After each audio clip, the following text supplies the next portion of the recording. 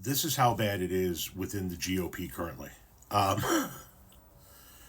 You have members of Congress, Republican members of Congress, learning about the horrific things that we are doing, for example, within the Department of Defense, by no longer keeping an eye on Russia. They're learning about these things in news interviews.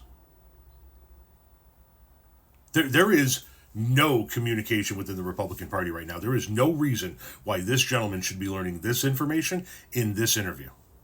I'm sorry, who did that? Pete Hegseth. Defense Secretary Pete Hegseth, he's ordered a pause to offensive cyber operations in Russia. Congressman, why are we doing this, and why are we doing it now? I'm sorry, who did that? Pete Hegseth is ending offensive cyber operations in Russia as of now. And I don't know why he's doing that. The Russians are attacking us every single day. There's no reason why he should be getting that information from a fucking news interview. But more to the point, you don't know why he's doing that, Congressman?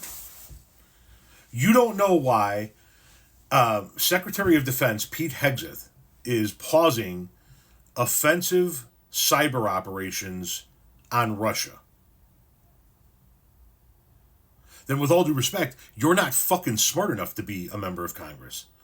Because it's all been laid out in front of you over the course of the last decade. Actually, longer than a decade, but politically speaking, the last decade.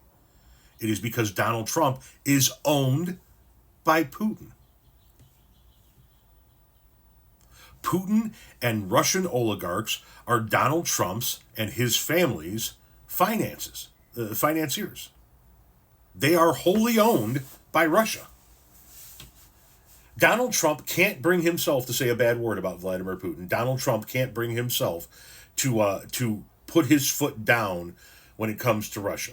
Donald Trump is meeting with Russia to negotiate the surrender of our ally. Donald Trump, in his first term, stood on the world stage next to Vladimir Putin, a former KGB agent who meddled in our election. So says every one of our U.S. intelligence agencies. And Donald Trump stood on a world stage next to him and said, I know he said it wasn't him, so I believe him.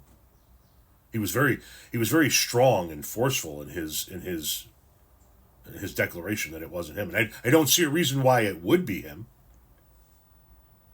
Donald Trump is the first president, I believe, in American history to allow Russian officials into the Oval Office without American media.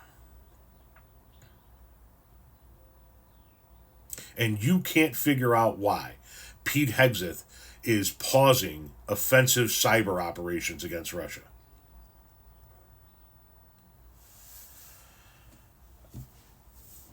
What the fuck is going on in the GOP, folks?